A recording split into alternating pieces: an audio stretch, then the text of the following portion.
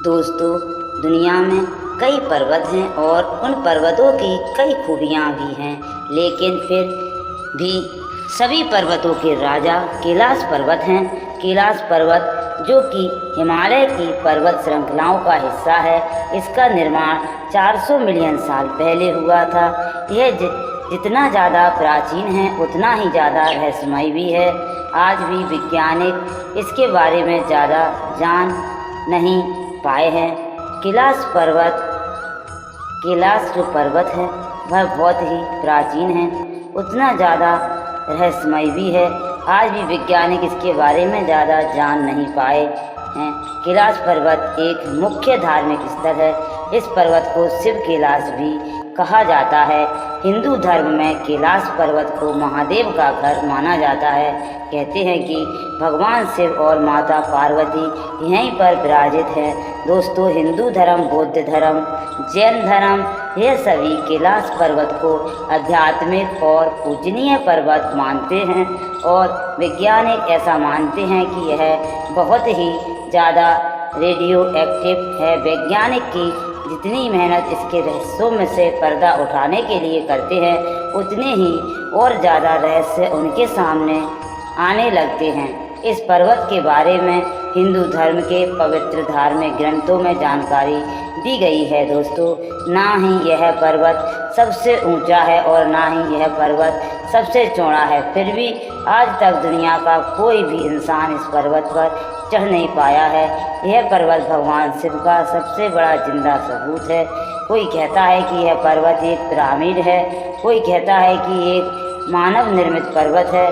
कुछ लोग इस पर्वत को रहस्यमय गुफा होने का दावा करते हैं, तो कुछ लोग ऐसा मानते हैं कि इस पर्वत पर एक नया आयाम है, जिसमें एक नई दुनिया है, जिसे संभाला कहते हैं और इसी शहर में भगवान कलक जन्म लेंगे, जो भगवान विष्णु के अवतार हैं। और आगे यदि मैं बात करूं तो यदि मानो कस्तूरी मृग कैलाश पर्वत से ओम या फिर डमरू की आवाज़ का आना, या इस पर्वत पर साथ भी ना जाने क्या क्या। खैर, यह सारे रहस्य कितने सच हैं और कितने मिथक हैं, यह तो हम आगे इस वीडियो में जानेंगे।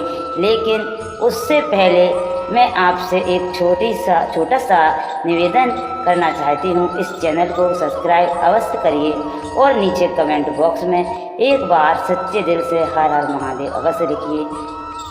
शुरू से शुरू करते हैं दोस्तों। दुनिया के प्रारंभ में भगवान ब्रह्मा ने इस सृष्टि का निर्माण किया। फिर हिमालय की पर्वत श्रृंखलाओं में भगवान शिव ध्यान मुद्रा में प्रकट हुए। महादेव ने कैलाश में अत्यम ज्ञान को ऊर्जा के एक विशिष्ट रूप में संग्रहित किया था। उन्हें आदि योगी या फिर प्रथम योगी भी कहा जाता है। कैलाश पर्वत तंत्र और योग के लिए ज्ञान का स्रोत है। दोस्तों, 17 जुलाई बुधवार को देवशयनी एकादशी के दिन भगवान विष्णु योग निद्रा में चले जाते हैं। कई लोग इस बात को लेकर भ्रमित हो जाते हैं कि यदि भगवान विष्णु विश्राम करेंगे तो इस संसार को चलाएगा कौन। लेकिन मित्रों, हमें ये जानना चाहिए कि भगवान विष्णु का शयन हमारे शयन से बिल्कुल अलग है। भगवान विष्णु केवल अपने भक्तों पर ध्यान केंद्रित करने के लिए 4 महीने के लिए अपनी आँखें बंद कर लेते हैं। इसे हम चतुर्मास कहते हैं और इस दौरान जो जीवात्मा लगातार परमात्मा की पूजा करता है, उसे परमात्मा का ध्यान तुरंत मिलता है, क्योंकि परमात्मा भी अपना सारा ध्यान अपने भक्तों की ओर देते हैं। दोस्तों, इन चतुर्मास के दौरान भगवान शिव जी संसार को संभालते हैं, इसकी रक्षा करते हैं और संसार के सभी प्राणियों पर अपनी दृष्टि जमाए रखते हैं। मित्रों, भगवान शिव की महिमा ही अलग है। एक तरफ भगवान शिव इस संसार में संतुलन स्थापित करने के लिए इसे मिटाते हैं और दूसरी तरफ जब भगवान विष्णु योग निद्रा में चले जाते हैं तो भगवान शिव जी इस दुनिया को बचाने की भूमिका निभाते हैं। तो मित्रों, एक बार सभी जरूर बोलिए हर हर महादेव। प्राचीन भारतीय शास्त्रों में कहा गया है कि यह स्वर्ग का प्रवेश द्वार है, जिसे स्वर्ग लोक के नाम से भी जाना जाता है। बुद्ध लोग इसे बुद्ध के एक स्वरूप डैम चौक से जोड़ते हैं तथा इसे माउंट मारू कहते हैं। जैन धर्मावलंबी इसे वह स्थान मानते हैं जहाँ उनके प्रथम तीर्थंकर ने मोक्ष प्राप्त किया था और आध्यात्मिक ज्ञान की प्राप्ति की थी। गौड़ धर्म इसे ब्रह्मांड संबंधी धुरी मानता है और कैलाश पर्वत को आकाश देवी सिपाही मैन का निवास स्थान मानता है। यह सारे धर्म कैलाश पर्वत को आध्यात्मिक दृष्टि से देखते हैं। भोलेनाथ के भक्त जहाँ इस पर्वत को चमत्कारिक पर्वत मानते हैं, वहीं वैज्ञानिक इस पर्वत को रहस्यमय और पारलौकिक शक्तियों का केंद्र मानते हैं। दोस्तों, कैलाश पर्वत की ऊंचाई 6,600 मीटर यानी कि 2,228 फीट से अधिक है, जो दुनिया के सबसे ऊंचे पर्वत माउंट एवरेस्ट से लगभग 2,200 मीटर कम है। परंतु माउंट एवरेस्ट पर अब तक 7,000 से अधिक लोग चढ़ाई कर चुके हैं, लेकिन कैलाश पर्वत आज भी अजय है। इस पर आज तक कोई भी चढ़ नहीं पाया। आश्चर्यजनक रूप से कैलाश पर्वत उत्तरीय ध्रुव से ठीक 6,666 किलोमीटर और दक्षिण ध्रुव से 13,332 किलोमीटर की दूरी पर स्थित है, जो उत्तरीय ध्रुव से इसकी दूरी ठीक दुगनी है। क्या यह संयोग है या किसी जानबूझकर की गई योजना का सबूत जिसे हम अनदेखा कर रहे हैं? इसी कारण कैलाश पर्वत को एक शेष मुंडी माना जाता है, जिसे ब्रह्मांड का धार्मिक अक्ष विश्व का केंद्र भी कहते हैं। यह वह स्थान है जहाँ पृथ्वी स्वर्ग से मिलती है। दोस्तों, अनेक प्रयासों के पश्चात भी अभी तक कैलाश पर्वत पर कोई भी चढ़ नहीं सका। कई पर्वतारोहियों ने दावा किया कि कैलाश पर्वत पर चढ़ना असंभव है। रूस और अमेरिका के कुछ प्राचीन शोधकर्ता और वैज्ञानिक मानते हैं कि कैलाश पर्वत सिर्फ एक पर्वत से कहीं ज़्यादा है।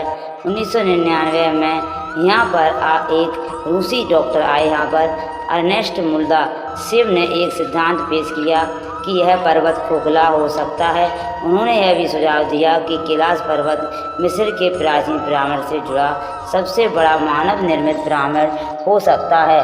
मुल्दासेव ने इस दावे को साहसपूर्वक प्रस्तुत किया और अपनी टीम के अजीब और अप्रत्याशित अनुभवों को अपनी पुस्तक where do we come from में दर्ज किया। डॉ. मुल्दासेव के शोध से पता चलता है कि उनकी टीम ने इस क्षेत्र में असाधारण चीज़ों का सामना किया। उन्होंने स्थानीय तिब्बत लामाओं और बिच्छुओं के साथ साक्षात्कार के माध्यम से आकर्षक तत्वों को उजागर किया। प्राचीन ग्रंथों ने केला क्षेत्र के नीचे संभाला नामक शहर के अस्तित्व का सुझाव दिया, जो यह दर्शाता है कि यह देवताओं का शहर या मानव प्रजाति का सबसे बड़ा उन्नत रूप था। संभाला शहर को मानव जीन फूल का भंडार माना जाता है, जहाँ प्राचीन सभ्यताओं के लोग संरक्षित थे। दोस्तों, कैलाश पर्वत की एक महत्वपूर्ण विशेषता उच्च चुंबकीय क्षेत्र गतिविधियाँ। यदि आप इस क्षेत्र में कपास लेकर जाएंगे तो नापने का कंपास लेकर जाएंगे तो सही में जो सुई है उसकी सही में सुई में उतार चढ़ाव शुरू हो जाएगा और सही उत्तर दिशा का संकेत नहीं मिलेगा। कारण है कि पहाड़, हेलीकॉप्टर या ड्रोन उतारने की सलाह नहीं दी जाती है। कैलाश पर्वत पर आने वाले पर्यटक अक्सर असामान्य अनुभवों की रिपोर्ट करते हैं, जिसमें यह अनुभव भी शामिल है कि इस क्षेत्र में समय बहुत तेज़ी से बीत रहा है। कुछ लोगों ने चढ़ाई करते समय बालों और नाखूनों की वृद्धि में तेज़ी से देखी गई यह हलचल तो 2 सप्ताह के बराबर वृद्धि हुई। कुछ मिनटों में, सिर्फ कुछ घंटों में हो गई। इस अचानक उम्र के बढ़ने ने उन्हें पीछे हटने के लिए प्रेरित किया है। दोस्तों, नाजी एवं जर्मन तंत्रिकों सहित यूरोपीय संस्कृतियों का मानना था कि उनकी जाति की उत्पत्ति इसी स्थान से हुई। वे खुद कहते हैं वे खुद को एक प्राचीन उन्नत सभ्यता का हिस्सा मानते हैं। वे पहाड़ के रहस्यों को उजागर करने के लिए बहुत ही ज़्यादा उत्सुक थे। एडोल्फ हिटलर ने कई टीमों को खुदाई करने और छिपे हुए गुप्त हथियारों और तकनीकों को खजानों के लिए यहाँ पर भेजा था।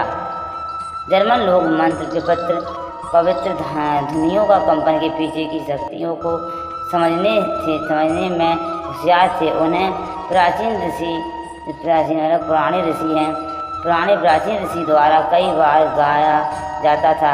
इसके परिणाम शिवरूप शक्तिशाली प्रभाव होते थे, जिनका उपयोग उपचार या यहाँ तक कि एक आक्रामक हथियार के रूप में किया जाता था। उन्हें यकीन था कि वह रहस्य कैलाश पर्वत में पाए जा सकते हैं। दोस्तों कैलाश पर्वत का एक और अलोकनीय पहलू दो झीलों की उपस्थिति है। मानसरोवर और राक्षस ताल सिर्फ 2 मील के दूरी पर होने के बावजूद यह झीलें पूरी तरह से अलग अलग विशेषताओं का प्रदर्शन करती रहती हैं। यह मानसरोवर गर्म पानी वाली एक मीठे पानी की झील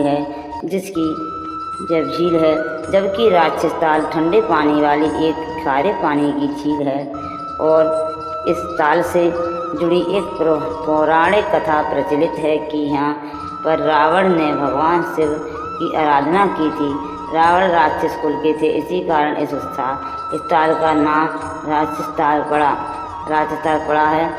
कुछ लोग इन झीलों की तुलना पृथ्वी पर सूर्य और चंद्रमा से करते हैं। मानसरोवर झील की उत्पत्ति भागीरथ की तपस्या से भी हुई है, भगवान शिव के प्रसन्न होने पर हुई थी। इस स्थान से जुड़ी विभिन्न मत और लोक कथाएँ ऐसी प्रचलित हैं, पौराणिक कथाओं में प्रचलित हैं, प्रमाणित हैं को प्रदर्शित करती हैं। मानसरोवर झील तिब्बत में स्थित एक झील है। शास्त्रों में इस झील स्थान को लेकर अनेक कथाएं प्रचलित हैं।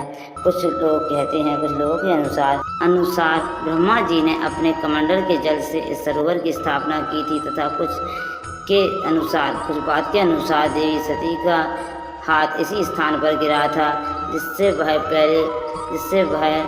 जिससे यह झील तैयार हुई। कैलाश मानसरोवर स्थल स्वर्ग से कम नहीं है। इस स्थल के विषय में यह मान्यता है कि जो व्यक्ति स्थल का पानी पिएगा, सिर्फ कार्य करेगा, वह कभी परेशान नहीं हो सकता है। यह स्थान माता के 51 ज्ञानपीठों में से एक भी है। मंदिर समुद्र तल से 4000 फीट की ऊंचाई पर स्थित है। ये इतनी ऊंचाई पर होने के कारण यहाँ की गौरी नामक कुंड में सदा बर्फ जमी रहती है। इस दिन मंदिर के दर्शन को आने वाले यह शुभ मानते हैं। यात्री इस कुंड में स्नान करना शुभ मानते हैं। यहाँ भगवान शिव बर्फ के कैलाशों के रूप में विराजित। काफ़ी ऊंचाई पर होने के कारण बर्फ से ढका यह स्थान श्रद्धालुओं की आस्था की परीक्षा लेता है, परंतु इन सब के बावजूद यहाँ पर आने वाले श्रद्धालु तीर्थयात्रियों की संख्या में हर वर्ष इजाफा होता ही जा रहा है। यह परिणाम स्थल जहाँ पर्वतों से निकलती नदियों छोटे छोटे रहती हैं, इतने आदिवासी दर्शन प्रस्तुत करते हैं तथा तीर्थ यात्रा के बावजूद करता हूँ। विष्णु भगवान के अवतार लेंगे कलिंग भगवान। इसी विषय में लिखा हुआ है कि भगवान शिव को यह स्थल अत्यधिक प्रिय रहा। पौराणिक कथाओं में हिमालय की गोद में समझ आया, यही माना जाता था। हिमालय की गोद में समा इस पवित्र स्थल का वर्णन मिलता है। दोस्तों, कैलाश पर्वत पर एक और ऐसा रहस्य है जो आपको जानना चाहिए, और वह यह है कि हम मानव यानी कि यति का रहस्य आज भी अनसुलझा है। लेकिन हम मानव को देखने का दावा बहुत से लोग करते हैं। हिम मानवों को देखने का दावा बहुत से लोग करते हैं। सभी ने यही कहा है कि यदि कुछ क्षणों के लिए नजर आए और बर्फ के बीच कहीं लुप्त हो गए। जिन लोगों ने हिम दावा किया है उनके मुताबिक इनकी लंबाई 9 फीट और इनका वजन तकरीबन 200 किलो हो सकता है। इनकी आंखें लाल और पूरे शरीर पर भूरे और सफ़ेद बाल हैं।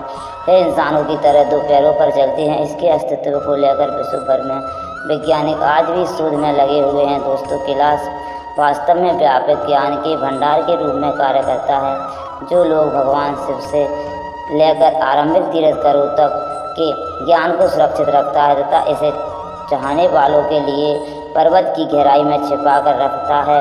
तो मित्रों, यह था आज की वीडियो का वीडियो के बारे में आपकी जो भी राय हो नीचे कमेंट बॉक्स में अवश्य लिख दीजिएगा। खैर, मिलते हैं आपसे किसी दिन किसी नई वीडियो के साथ। वीडियो देखने के लिए जय हिंद, जय भारत, वंदे मातरम।